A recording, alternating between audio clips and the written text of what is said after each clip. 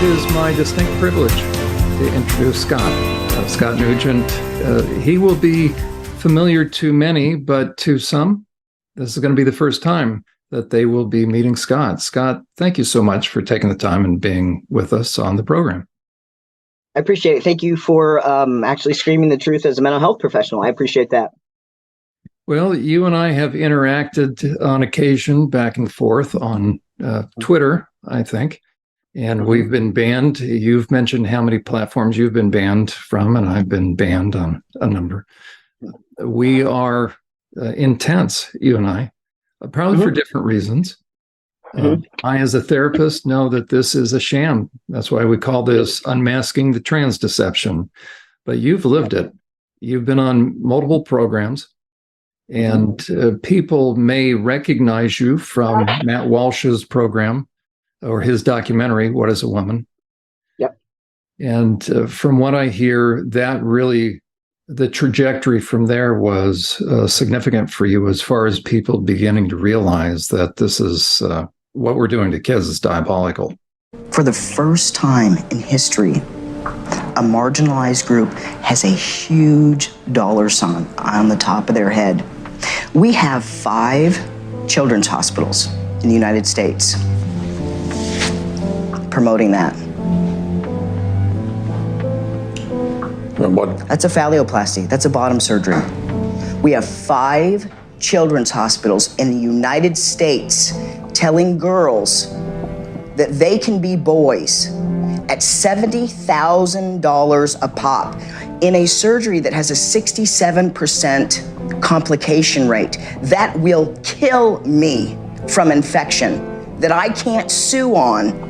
We're butchering a generation of children because nobody's willing to talk about anything. I have 3 kids at the age that they're doing this to kids. I'm not transphobic. I love my kids, and I love other people's kids, and you should too. This is wrong on so many levels. I never fit. I was an alpha female, a sales executive that kind of just didn't fit in any box. When psychologists or somebody that I was in love with or whatever said that I was in the wrong body, I started to think, well, maybe I am. I'm a biological woman that medically transitioned to appear like a male through synthetic hormones and surgery. I will never be a man. Is it transphobic for me to tell the truth? Why is it that a couple hundred years from now, if you dug up my body, they're gonna go, yeah, that was a woman, had babies. Can you tell me about the procedures that you had? I've had 7 surgeries. I've had 1 stress heart attack. I've had a helicopter life ride with a pulmonary embolism. I've had 17 rounds of antibiotics. I had 6 inches of hair on the inside of my urethra for 17 months. Nobody would help me, including the doctor that did this to me because I lost my insurance. I get infections every 3 to 4 months. I'm probably not gonna live very long. Was there any real discussion of the risks and the side effects and? No, there's not. And I know that people want to think that there is, but there's not. The truth is that medical transition is experimental. We have studies that said that medical transition helps mental health with kids. They've all been retracted, modified, changed. But the only long-term study tells us 7 to 10 years is when transgender people are the most suicidal. After? After surgery. But that's transphobic to say. Puberty blockers, which are completely reversible and don't have permanent effects, are wonderful because we can put that pause on puberty. Just like if you were listening to music, you put the pause on and we stop the blockers and puberty would go right back to where it was. The next note in the song just delayed that period of time. You can just pause puberty. No, you can't. And then pick it up? No, you can't. In the future? No, you can't. How many studies do they have, long-term studies, on hormone blockers with children? None. Every child that they convince is transgender and in need of medical transition, it generates $1.3 million to pharma. And we're believing a pharmaceutical company, Lupron, hormone blockers, reversible, so they say. Well, the truth is that in 2003, Lupron was sued and deemed a criminal enterprise by the US government. They paid the most fine of any pharmaceutical company at that time, $874 million, wrote a check. Is Lupron chemical castration? Yes. We're giving it to pedophiles, aren't we? We're giving it to people that are dying, and we're giving it to kids, telling them that they were born in the wrong body and it's completely safe. We're telling children when they haven't fully developed that all you have to do is medically transition and you fit in. I was one of those kids. It got me at 42. Your child doesn't have a chance. What do you say to parents? A parent comes to you and says, my 8-year-old son is telling me he's a girl. Yeah, great. You're gonna have them do an experimental procedure that creates the most suicidal ideation of any other population 7 to 10 years after, transition. And here's what I tell parents. You don't have the right to medically transition your child. Can kids consent? Do you think kids are capable of consenting to this? No, they're not. Being a parent is loving the hell out of your kids and helping them see around corners.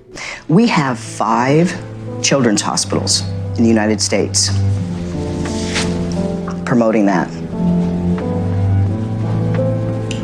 We have 5 children's hospitals in the United States telling girls that they can be boys at $70,000 a pop in a surgery that has a 67% complication rate. That will kill me from infection that I can't sue on.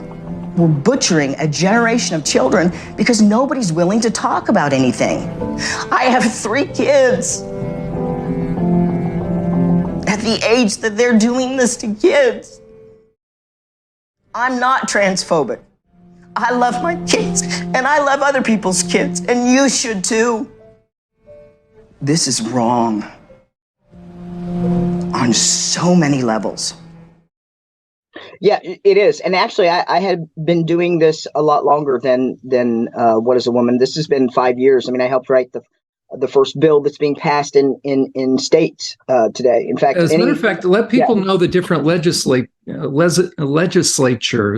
Let them know you've been doing a lot of testifying. You've been doing a lot of work with the other detransitioners, as you all have been flying around trying to help lawmakers understand what this really is. A lot of us are, or a lot of people are doing basically flying around and giving testimony. A lot of people don't know that it goes a lot deeper with me. I do a lot of talk tracks with politicians, helping them kind of pull apart the fact that this is a human rights issue and how to say this in a way that people hear it. I mean, I've worked with law attorneys in Australia, Canada, United States, politicians getting these bills passed, helping write these bills from a logistics standpoint, getting them across and having it. So testimony, yes. I don't just fly around and give testimony. This whole basis of revolt, I've been doing for 5 years. Nothing had happened before I got the first article written in Newsweek. So, around every kind of stone unturning, it seems like my name's there. As a matter of fact, I want to share the screen. I want to bring up. Okay, so this is your website. I encourage people to go there to donate because you, first of all, you need the funds because you're having to pay out of pocket to do a lot of what you're doing on behalf of parents. So I want people to go to your website, donate. Plus, you fly to different countries. There's an opportunity in Australia that you're. Yeah, and let me tell people how that comes about. People think that there's just like money going around left and right. So, medical transition almost killed me. I lost my job, my career, my house, my everything. I had a job until about 6 months ago, just like an online job. I got fired from that by my, I think she was non-binary, married to a trans man after my last, speech I did with Matt Walsh.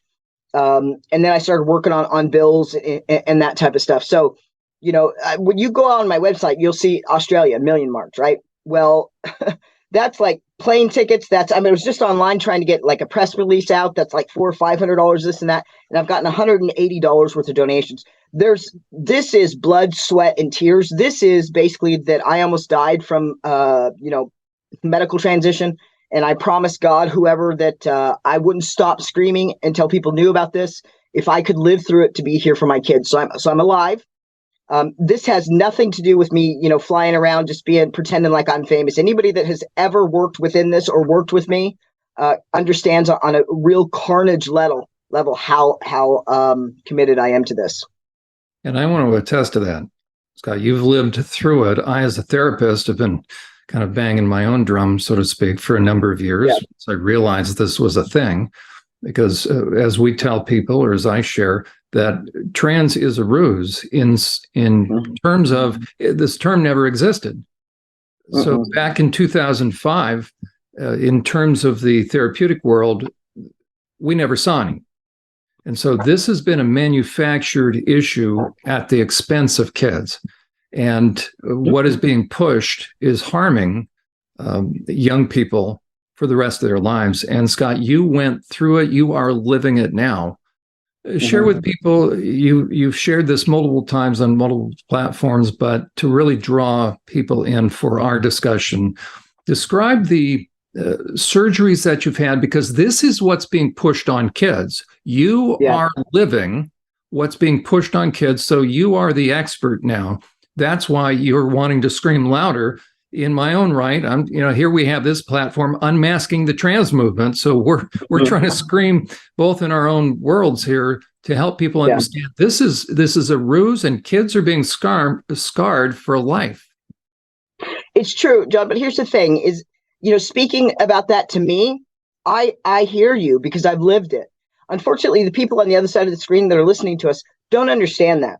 What they see is a human rights issue. And so before I talk about anything, I always try to get people to understand the why. As a business sales executive, as a salesperson, having people understand why you should buy something or why you should think a different way is the most important thing. So I always ask people to follow me a little bit. A couple of years ago, I finally realized that activism was a business. I didn't think it was a business 5 years ago when I started. I just thought it was, holy cannoli, we shouldn't be medically transitioning children. This is a horrible thing. I'd like to talk about this and get people to stop this. As I get, further into it, I realize that, wow, this is a business. This is a business for news stations. This is a business for social media people. And I started to see kind of like a black and white thing, right? So we've got, the right and the left. And that's a great business model for becoming famous on social media for a news organization, but it's terrible for society. It gets rid of the gray area, which is where you find most of everything. So I started to learn that. And then I started to realize that, hey, people don't understand that the gay community, which, I'm a lesbian. I look like a man. I took cross-sex hormones, but I'll always be a woman. We fought for, gay and lesbian rights, regardless of how you feel about homosexuality. I don't care. Even people that are super religious and think that it's wrong, I still hug them and high five them and say, you can agree with that. That's okay. That's your opinion. I still love you. Let's move on and see what we do agree on. But we fought for what I call righteous rights, which was the right as a homosexual to live where we wanted to live without fear, to work where we wanted to work without fear, to have the same basic rights of other human beings. And we fought for that for so long that people that are your age and my age and a little bit younger and older, we saw all those Lifetime movies, right? We saw all of that horrible bigotry with homosexuality.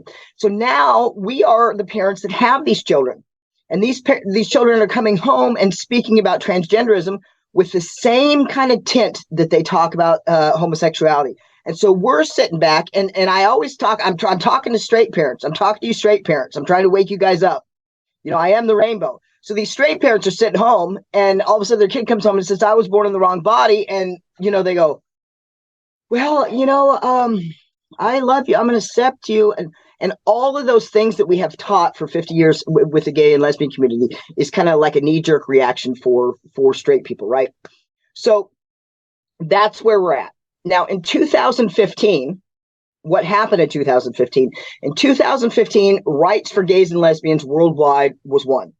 Same-sex marriage, all the stuff that we had fought for 50 years was won.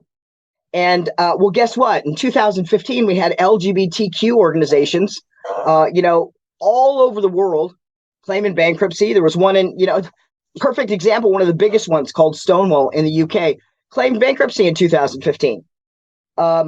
They were on their way out. There were no more donations coming in, right? We won everything. Well, in 2016, they had a 32% year-over-year growth. The only thing that they did different was sign on with an organization called Mermaids to promote the medicalization of children. So all society needs to understand is that activism is a business. The LGBTQ used to be run by people that were trying to just get rights. We knew that we weren't supposed to be around kids, all that kind of stuff. We knew that we weren't supposed to be, a recruiting agency. We won those rights. All those decent gays and lesbians went home. And then we've got the fruity tooties, unicorn farts and glitter bombs and the perverts and the pedophiles and the fucked up pieces of shit, came through the LGBTQ. And now it's the LGBTQ SYZ or whatever. And these are the people running these organizations. What they don't know is that queer theory was coined by 3 individuals. One was a known pedophile. One was okay with pedophile, thought it was a good thing. And then the lesbian didn't think there was anything wrong with it as long as, kids were okay with it. This is reality. So the new donation model for the LGBTQ org is recruiting your kids. And so now we have transgenderism, which every child that believes that they're medically they need to medically transition is $1.3 million in synthetic hormones for life, period. Puberty blockers are 8 times more profitable when they're prescribed to children than adults. In Texas, we had 22 kids that were on puberty blockers. In Dallas, that year, our governor started taking money from a gender clinic. 2 years later, in the tune of almost $3 million, it went from like a $4 million profit on puberty blockers just in the Dallas area to just under $100 million in 2 years. So this is a lot of money. That is so crucial right there. People need to understand. Yep. We're talking massive amounts of money to be made, like Gallagher out in Miami. This is the slaughter of innocence. Yep, it is. We want to believe that doctors care, but anybody that studies world history knows everything from lobotomies to what the Nazis were doing. This is slicing and dicing healthy kids that are vulnerable, that are being exploited because they're emotionally troubled. And these doctors get their hands on them. And this is a profit center. It's an absolute profit center. And the thing about it is, John, is that I do believe that the majority of people in the medical industry and in the mental health industry are believing that this is about love. I believe that they are unicorn farted just like everybody else. I think it's starting to come out as people start to yell a little bit. I think that there's very few evil people that are in the background, but believe me, I do think that they're there. But we need to educate those people like you in those kind of positions and kind of wake those people up and wake parents up in a really, really, really kind of tornado fashion, because this is not good. I mean, I talk about this from this angle. We have women that are on testosterone. And by the way, medical transition is experimental. And these are facts, whether or not it hurts your feelings or not. You can go to my website and find out. Medical transition is experimental. It's dangerous. It doesn't cure anything. It causes massive health issues, and it makes mental health worse. That's the truth, all the way down. I mean, look at me. I've got, this arm is for life. I'm mangled for life. They have the same picture on the website of this beautiful arm. This is the arm that I've got a nerve that comes through here. I can barely use my hand. It swells up. It's constantly hurting. Started playing tennis a couple of months ago. For those that don't know what happened to your arm, again, for parents that are just listening to us for the first time, there's a very predictable stair-step-like fashion that the trans deception will suck kids into, get them onto a moving sidewalk, and eventually dumps them out on a surgeon's gurney. Yep. So describe kind of those different procedures so that parents understand when a kid comes home talking pronouns, that this is the beginning of probably where they're heading. So give parents, it's a step. Give parents. I'll tell you the steps. So So here's the thing, and you know this. There's seven studies to say that medically transitioning children is beneficial. Every one of them has either been retracted with "Oops, we're sorry, we were wrong, it doesn't help," or modified with "Not enough time, not enough participants to make any kind of finish end line for these kids." Only one long-term study that's ever stood the test of time, which is 73 to 2003, followed 324 medically transitioned adults, and these children that were medically transitioned are going to be the most suicidal 7 to 10 years after they finish medical transition. So I'll say it again. These children that are suicidal, that were medically transitioning, will be at the height of suicidal ideation, the height of committing suicide. And I see it every day as I deal with these kids of committing suicide 7 to 10 years later. And you're talking about that. Because now the reality, Scott, the reality that, talk about adding insult to injury. You have troubled kids. Somebody exploits them, puts them under surgery, and now these kids begin to realize, almost like buyer's remorse, but it's worse because they're living it. Yeah, and so here's the thing. Kids or adults or anybody that medically transitions, unfortunately, I know nobody likes to deal with reality, but here's the reality.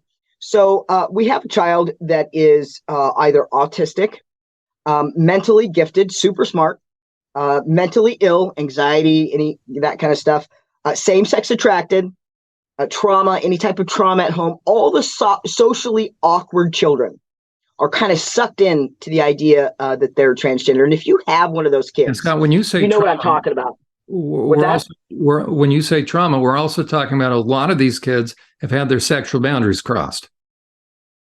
Absolutely. I mean, for me, I'm not a psychologist, but I'll tell you that's the worst thing that you can do to a child. You rip, it's like you cut somebody's chest open, you rearrange everything, you sew them back up and say, I mean, that's the worst thing you can do to a child is cross that line or it's horrible. So yes, they have trauma, whatever kind of trauma it is, they don't fit in. And so what happens is that we have the gay community that's turned into fucking Candyland. It pisses me off. Everything's about unicorn farts and glitter bombs. And of course kids like that, right? So that's the first thing I think is wrong. And so they see all these rainbows and all this stuff in the school about, if you don't quite feel like yourself, if you don't do this, if you don't do that. So these kids don't fit. And they're sitting there and all of a sudden, somebody goes, hey, maybe I'm transgender. And, the next person goes, well, that we're so brave of you for, your authentic self. And then all of a sudden they get all this attention. I mean, it happened to me at 42. I was sitting on a couch talking to my wife. Jenner was on TV and I was like, God, I wonder if I was born in the wrong body. And she's like, yeah, probably, because she didn't want to be a lesbian. I mean, the fact is that I was a dominant woman. And so that's the whole thing as we go back to it. I mean, the only thing that we need to accept is that women come all different ways and men come all different ways. There you go. So, from that perspective, so you have somebody that doesn't fit into society.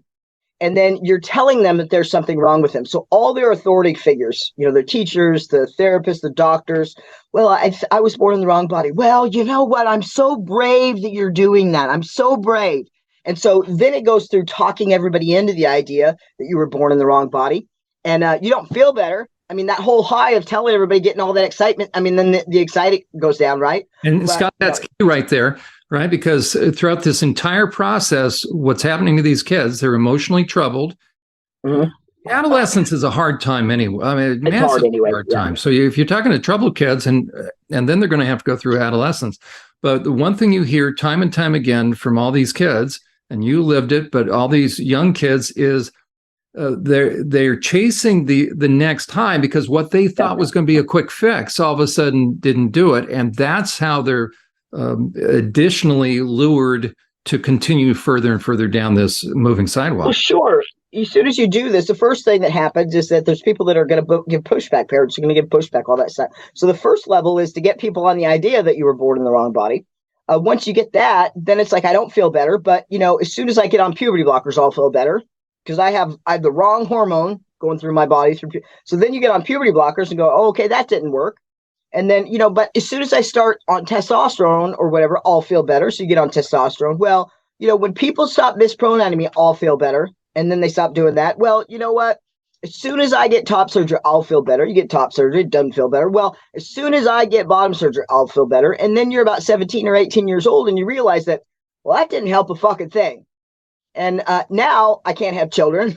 Now I've got early onset osteoporosis. Now I've got heart disease as a kid. Now I can't give birth to children. There's tons of straight girls that are getting medically transitioned at 19 that will look like boys, have to look like they're in a gay relationship for the rest of their life, never give birth, never have children. And, so that's the height of suicidal ideation. So that's the truth. That's the reason why the only long-term study that has held is 7 to 10. So people, your kids in Canada that are being, medically transitioned will be 50 times more likely to commit suicide than anybody else walking around in that whole state of Canada. And that's the truth. You can't scream that loud enough, right? The fact that these kids are being slaughtered. There's no other way to put it. We'll talk about lambs slaughter, silence of the lambs, I've called this. That we're taking kids that are troubled, and this is a grand scheme, a grand ruse, and financial predators and sexual predators are having their way with these kids, because once a kid, and for a lot of girls, I'm convinced they go into the trans world either because they look at what's happening to girls these days with all these porn influenced boys. And they say, I don't want any of that. So I'm going to seek safety into this community. And little do they know that there are financial and sexual predators within the trans community. I mean, you're going to find that anywhere, but they are a target market. Yeah, you know what? I have 3 kids, and I think that I kind of resonate with people because I do. I've given birth, that kind of stuff. And let me tell you, the LGBTQ in my house is off limits. Is off limits. I mean, I'm a lesbian. Their other mother that, is my best friend lived it. She's a lesbian. We're not in a relationship. We're raising our kids until, we're doing that, without getting into relationships. That's something that we want to do for them. But it's not allowed. Our website, on the internet, no LGBTQ, no porn, no nothing. If it gives it an alert, I am the fucking rainbow. If that doesn't tell you that you parents need to pay more attention, I don't know what else will, That needs to sink in, that they're not being cool. They're not being accommodating. They are they're opening up the floodgates, because if a kid comes home from school, starts talking about this, somebody has been introducing these topics to them. Plus you've got social media. True. But the problem is that people like me, you even had when we were trying to get up, there's all kind of electronical problems or whatever. People think it's funny, but anybody that does any kind of anything with me gets kicked off of something, or they have some kind of something happen to them. My name, as soon as you pull it up on any kind of podcast, it's like everybody goes, woo! Let's do a whole bunch. I mean, I've been kicked off at this or that. The only reason why any sane person would be doing something that I'm doing right now, it would be a mother that's fighting for their kids. I mean, I made a promise. I lived through, medical transition. I'm here. The promise I made was to scream. So I'm doing this. This is just, a mother fighting for her kids. That's hands down exactly what it is. Because there's nothing, it's like every day I go into a boxing ring and get the total shit kicked out of me, and I get nothing for it. And I wake up and do it again from that perspective. So, this whole thing is billions and billions and billions of dollars to suppressing all the people. So it's different if you're talking about this. If you're talking about this, they can poo-poo you off, right, John? It's just a straight guy. I think he's a Christian, whatever. Oh, he's phobic. He's phobic. Yeah, me, it's like I am the rainbow. I'm a lesbian, medically transitioned. I speak about it from a different point of view, which is not black and white. Transgenderism has been around for a long time. Transgenderism is basically just a male that feels better, with whatever stereotypical things that are female, or vice versa. And it's been that way for a long time. Well, you know what? You go with your big bad self. You wear your dress, your lipstick, and you deserve dignity and respect just like anybody else. If you want to medically transition, do that. But you need to know what the consequences are. You need to pay for it. You need to know that it's not life-saving. And there's a lot of medical complications that come with it. And for some people, it does help them walk a little bit lighter in life, but not very many. It's the same thing as getting hair plugs as a man that's losing his hair. It's not life-saving. It might make you feel a little bit better about yourself, but it's not life-saving. But what would happen if we convinced everybody in the world that men were going to kill themselves if they went bald? And insurance has to pay for it. Well, somebody's going to benefit, right? Medical transition is cosmetic surgery. That's all it is, hands down. And when you speak about it like that from the rainbow, it really pisses off the unicorn farters, because, you know, reality is not something that you can't talk around me. It's the reason why I'm so suppressed. You can't talk. It's the reason why people don't debate me. People run from me. They run from me because I have the truth. You are the truth, in a sense. You embody, literally and figuratively. I mean, in a way, you've been a trailblazer. And Scott, that's why people are so threatened. That's why I've been so appreciative of your voice. And I figure at some point in time, you and I needed to connect, because I'm probably, without having gone through all the transition on a therapeutic end as a therapist, this thing drives me crazy, because I know what's happening. I know these kids. There's always been troubled kids, but we've never exploited them. In the entire field of psychology and psychiatry, unfortunately, we have good doctors that are speaking out. We've had a number on our program that are trying to help people understand that this has been 20 years of propaganda that's caused people to believe this is true when it's not. And so these kids now are being exploited, both financially, and then, of course, emotionally, and then sexually. A lot of predators are having access to these kids. That's why the SOGI sex ed stuff is going in to the schools. Scott, I'm aware that we are up against time. Would you stay right there? We've just gotten into this. We want to continue, because we're going to do a further deep dive so parents can understand that if they do not get involved, that there are people that are Shame on them. There you go, right? They're people Shame on them. after their kids. So, Scott, thank you. And this is hard to listen to, but if anybody's an expert in this through lived experience, it's Scott. So, Scott, thank you, and we will be back for part 2.